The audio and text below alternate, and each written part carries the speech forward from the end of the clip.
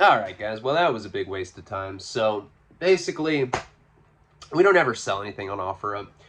But Karina doesn't have a job, and I guess she just wanted to get some stuff for Christmas for me and for our son and for her family. I give her money and shit, but I don't know. She was just. Point is we don't use OfferUp ever. And I don't know, some guy hit her up and he wanted to buy this jacket off her. It was like a $60 jacket. And he got her down to like 35 bucks. So I go and I meet. First of all, I would never have my girl go meet some random guy like that.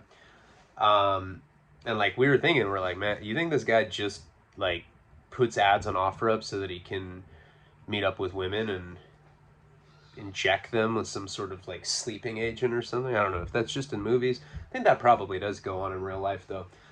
But at a certain point, not now, but in the higher tiers, this month I'll go back to that naked girl story I was doing, where there was that little girl at that house when I went to go buy something off the Craigslist. That story gets pretty crazy. But anyway, that's neither here nor there. That's more like towards the end of the month story. But I get to this guy, and first of all, like you guys know I'm a dirtbag. I am. I didn't know that I was supposed to hang the coat up in the car, and I just threw it in my trunk. I mean, I laid it out, and I went and met up with him. He's this little dweeby dude, and he looked at it. He's like, "There's sticky spots on the back." I was like, "It's probably cum." Like trying to make a joke. He was like, he didn't say anything. And then the button. I guess the button like is coming off or something, and she was trying to sew it back together before, and so I understand he didn't want to buy it because of the button, but he goes, "I'll pass." And I was like, okay, cool. I drove 5 minutes to like grocery store. It's like, whatever. I come back and so what this guy had done is he had actually, this is a bitch move, right? So he didn't say anything to me. Nothing. And I'm not like a big intimidating guy. I'm 5'6". My dick's that big. And I tell people that I don't even know. I'm like, you think I'm short? You should see my dick. It's small. And they're like, oh, yeah. That's what I thought. This motherfucker sends her a message like, I don't appreciate driving 45 minutes to when you're trying to push buttonless jackets. Why didn't you say that to my face, motherfucker? You didn't say anything to me. A pass.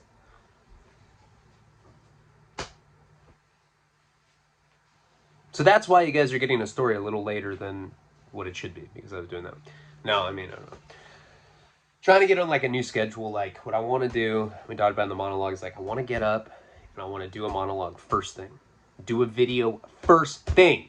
That way, at least one's out of the way. And if I feel like doing a second one, boom, that's two.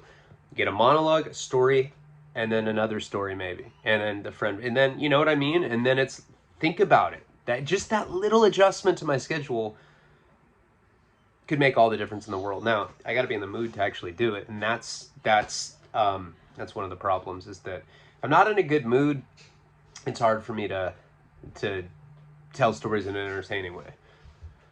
You've heard me try to tell stories without being in a good mood. I don't even say anything about butt fucking.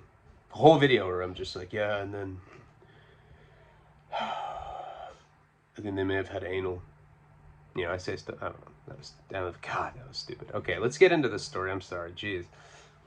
I'm still kind of mad about this guy. I don't like when people do that. Especially, it's like, what? Don't talk shit to my chick. You had something to say it to my face. I think and I wasn't joking about the cum thing. I was like, yeah, it's cum. This is a guy I met off OfferUp. He looked at me like, I don't know. I was like, it's like CBD. I put it on my temples when I have a headache. Just rub cum everywhere. Sometimes I get it on the jacket. My bad, dog. All right, let's get into this story. Jeez. Okay, so someone had commented and they said that why in the last couple Boston videos have you not ended on cliffhangers? Well, I try to make my videos about an hour long. Okay, that's like in my mind when I get to the I can see it right now. It's a little timer. Right now we're in 4 minutes and 45 seconds. When I get to about a minute, I like to wrap it up. I think an hour is a good time. I think that's a good length. Some people are like, You should do shorter videos. When I first started YouTube, like Al Profit, all those guys are like, make 10-minute story videos. I'm like, that's just not me. You know, there's ways to kind of manipulate the algorithm where my channel could have been bigger, but I don't know. I'm perfectly happy with where things are right now. But anyway, that's not the point. My whole thing is the hour-long story model, which I think you're going to start seeing other people do. There's a ton of people that have good stories, and they should do that. And I know that some people have tried, they've told me that. And I'm definitely supportive of that. The reason that I haven't been ending on cliffhangers is a lot of times when I was telling the first few videos of the series, I'd be doing it at like 4 in the morning, and 5 in the morning, 6 in the morning, and by the end I was like, I'm brain dead, and I'm just like, I'm tired. I literally, this happens to me all the time when I do videos that late. I'll finish, and then I have to decompress the video on my phone on an app. That takes up more memory. So if my memory is not, like, if I don't manage it correctly, if I don't delete a bunch of stuff and then make sure I delete out the recycling bin or deleted folder thing, and then sometimes I'll be in the middle of doing a video and it'll just cut off. So I have to make sure that, you know, all of my stuff's deleted that I've done before. Then I have to compress the video, not decompress. I have to compress the video. Then I have to upload it, and compression can take 30 minutes. So sometimes I finish the videos and I'm literally like nodding out while these steps are happening. Then after that, I have to upload it to YouTube, which can take 5 minutes. It can take an hour. Like a lot of times I'll do that and I'll literally pass out and wake up like the next day at like noon. I'm like, fuck. And then because then I have to take the YouTube link and I have to put it on Patreon. So anyway, sorry, I'm just wasting time. I'm going to get into the story. Because this storyline, I think, does get pretty good. It's a good time, too. It's like a good time for me to, like, remember. So where we had left off last time, I don't remember specifically, but I'm pretty sure that I'd started, it's kind of coming back to me. I'd started working at this youth center. So it was like a place for kids to go that, you know, their parents work full time. This was like the neighborhood, like, it's like a boys and girl club. Why they took me from this internship at this public access channel, which I hated, by the way. I hated my boss. He seriously thought he was like Quentin Tarantino or something, but he worked at a public access place, and he just like, he'd be like, if you ever want to be on my level, you're gonna have to put the work in. I'm like, dude, if I am doing what you're doing when I'm your age, I will fucking kill myself. Seriously. He was so miserable at this job, and like, and he was kind of like a Weinstein, you know. He would like kind of like sexually harass the chicks that worked there. And he's just a scumbag. I don't like him. So then they're like, gave me this I don't even know what to call it, this teen center place. I think they gave it to me because nowhere else would take me. You know, like, if you want to stay here, this is an internship program. You have to go do an internship. I was like, I came for writing. Why are you having me go work at a daycare for free? And that's exactly what it was. Like, I'd be there, and the girl that ran it was this girl. I don't know I don't know the correct way to say it, but she'd wear one of those like Muslim wraps, or what are they called? I don't know. She was Muslim, but I think she was black. I'm not sure. I think she was a black Muslim chick. And I'd get there and she'd be like, I need you to go to the bathroom. She's like, we have another kid. She did not talk like that. She, I don't know why I'm doing that. But another kid throw a piece of shit at the wall again. She talked kind of like that, like a Middle Eastern accent. And that's the thing that was happening at this place. I'm not joking. Kids would get shit and they'd smear it all over the walls. These are teenagers. These aren't even kids. And I was like, what the fuck? I wasn't doing stuff. I did that when I was literally 2. And she'd be like, there's shit spread all over the walls. I need you to go clean. We have city inspector coming. He can't see shit on the fucking walls. And I was like, God. So that's what I was doing. Not all the time, but that was like some like fad there. And I always try to picture like what these kids possibly like. You want to play another round of pool? No, let's go spread shit all over the walls in the bathroom. Yeah, I want to do that. That sounds dope. And then they go and do that. That's weird. I'd always like wonder why that happened, and I think it was just to fuck with the staff there. It was just a bunch of juvenile delinquents that, and thankfully they were there. This place was located right in the heart of Worcester, Massachusetts, and it was a very ghetto place. And I told you I saw somebody got shot like a block from there, like right when I first started working there. And so I guess my responsibilities were kind of custodial. If there was anything outside, so they had a janitor, right? But anything outside of some kid spilled fruit punch, I'd have to clean it. If kids were smearing shit on the tiled walls in the bathroom, that guy right there, I'm like, I live for this shit. What do I got to do? And they'd make me go in there, and I'd have to put on like the kind of gloves that you'd wash dishes in with a sponge and scrub teenager shit. I was like, this is bomb as fuck. I love this job. I hated it. And what made the whole thing even worse is that by that point, Kate and I were deep into drug addiction, and it started out, like I said, the beginning there, we were doing a lot of psychedelics. We got into cocaine, but cocaine was expensive. It was more expensive than it was in California, and the coke that they got out there sucked. So we had, it was a lot of ecstasy, a lot of coke. Well, I mean, coke when we could afford it, but a lot of ecstasy because that was cheap. I think we were getting like press pills back then for like $10. They're even cheaper now, but for us, since we were getting an $80 a week stipend, plus both of our parents were like sending us the Western Unions, that was pretty cheap. So we did ecstasy quite a bit. We did the mushroom chocolates, we did acid, and we kind of just became known as a druggy couple, really. At a certain point, I started scoring heroin, and I think that's where I'd left off last time. Sorry for the recap. That was literally so I could get back where we had left off. I don't really remember, but whenever it had started, it was right in that area that I was working, and I think I'd mentioned that I started getting burned quite a bit. So I get burned out there. I'd go up to people and I'd be like, yeah, I need heroin, and they could just tell I was green, because who says that? Hey man, where I can purchase some heroin. I sounded like that, but I think they didn't interpret it as I was an undercover cop or an informant. I think they looked at it like I was just super green, because that's what I was. I mean, I had the long hair, the goatee at the time. So I got burned a number of times. Well,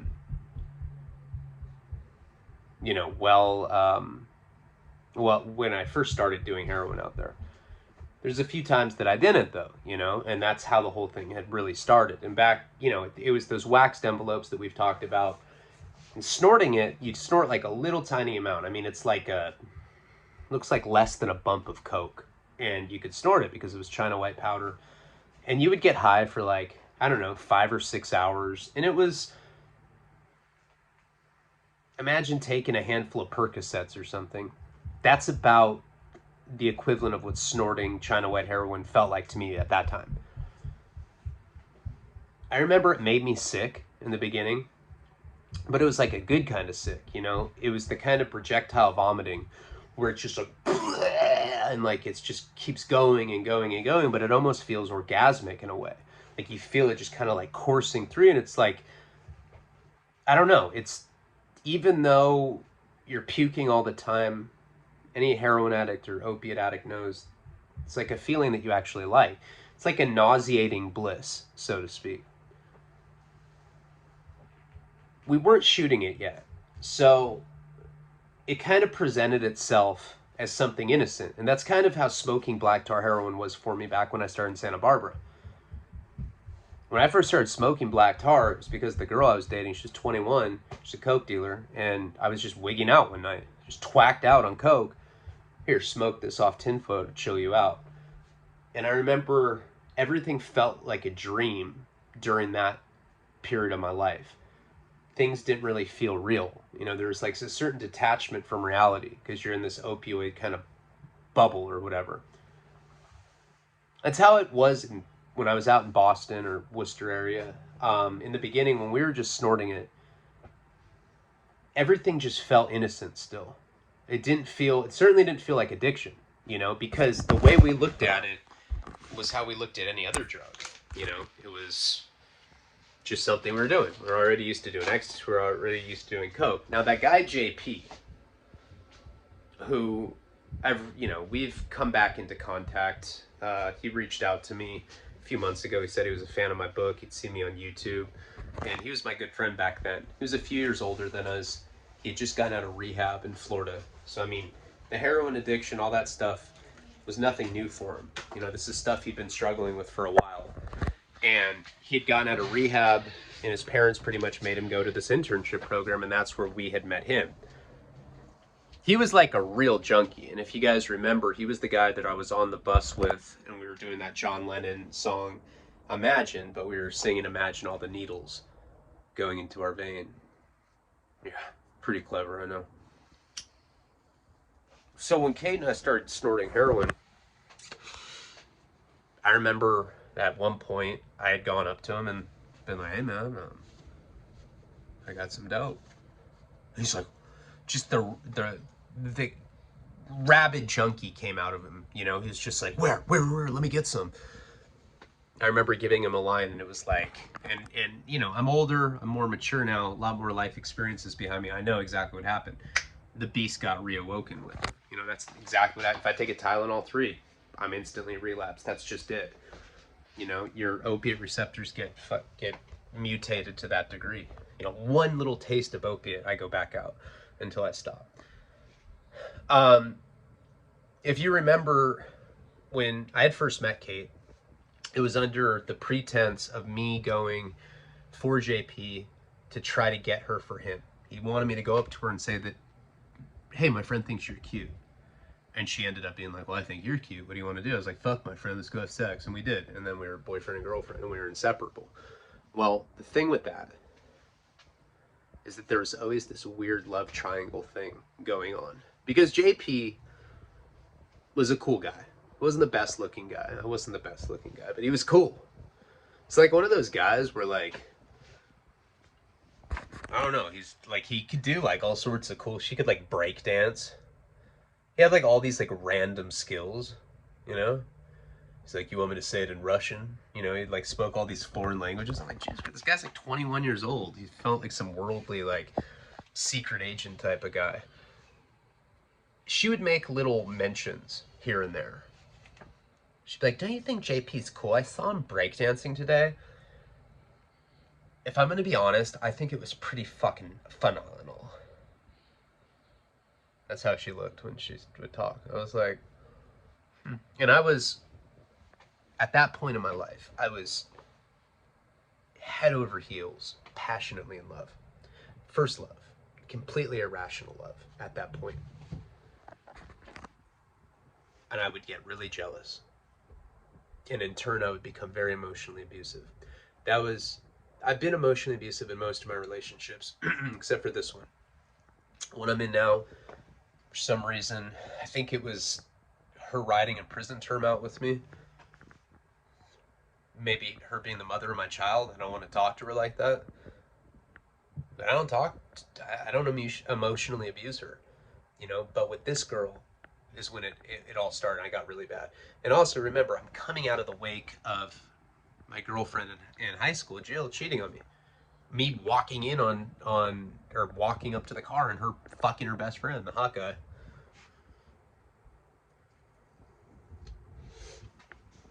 And she'd always make these side comments about JP. I really like his style. He's got a really sharp aesthetic. I'd be like, Jesus Christ, you fucking whore, you want to suck his cock? Stupid bulimic bitch. That's what I would do. And that's what most toxic, piece of shit, codependent assholes do, is they find what somebody's weakness is and they exploit it. Somebody will tell you a secret. Like, a good example is my ex-wife, the one that would suck dick for Tylenol 3s, and I always would use it against her. You're a fucking prostitute, you stupid fucking Tylenol 3 dick sucker fucking slut. And she's like, wow, I wish I hadn't told you all that. You certainly like to use it against me. Well, that all started with this girl. And she had told me things in the beginning of our relationships that absolutely triggered me. You know, they became these kind of obsessive things. Let me give you a couple examples. One night we were drinking. This is before we had started doing heroin. She's like, well, let's play a game. Everybody's like, okay. You know, we're all like 18 and stupid. Okay. She's like, now, there's a few of us that are in relationships, and some of us aren't. So, everybody that's not in a relationship, if you could fuck one person, who would it be? And for all of us that are in relationships, if you could fuck somebody without any consequences, who would it be? I'm sitting there all drunk. I'm like, this game sucks, you know? I didn't think she was going to say anybody. She ends up saying, not the guy, not JP. She ends up saying this other guy. Well, I gotta be honest, this other guy was hotter than hot. He was like a BMXer. You'd always like be shirtless, but with like golf fucking gloves on. I'm like, damn, that fool rocks that. Perfect abs. Probably a big old hammer cock. I'm just guessing, but he seemed like the kind of guy that had one. I don't know why she would say that, but it just drove me fucking nuts. That was one. Okay. Another one is we were laying in bed one time, naked, and she goes, what's the craziest thing you've done sexually? And the answer to that at that time was I had a threesome with two girls, and they were cousins. It's like 17 and a 15-year-old. This is when I was 15. They were just kissing and stuff, but still, like, that's pretty fucking weird, right? And she's like, okay, my turn. I was at a party, having sex, and like, how jealous and insecure I am, my like thermometer of anger was like fucking pulsating. It was about to boil and just blow up. And she's like, so I was having sex at this party, and his homeboy walked in, and he's like, can I join in? And I said, yeah. And I was like, get out of my bed, you fucking whore. And she's like, what? Wait, I thought we were telling secrets. I'm like, shut up. These things would haunt me the rest of my relationship. I just couldn't think of her in any other way, you know. That's all I could think of. Which I don't give a fuck about now. Now I'm like, what? You did that? That's fucking dope. Tell me about it. I'm going to beat off while you talk about it. Cool. I'm jaded now. I don't give a fuck. I just don't care anymore. That's probably because of my life experience since. Okay, so now that you know these things, and I found out that she was bulimic, and I used it against her. Call her fat and shit. I'm not proud of that. I'm really not. In fact, I don't have that many regrets in life, and I can tell you from the bottom of my heart that I regret that. I probably inflicted so much long-term damage on her emotionally.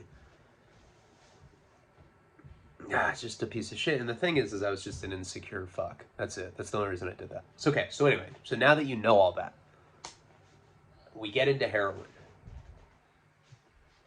And I was already doing bad because I'd already been kicked out of the first internship. Now I'm at the second one.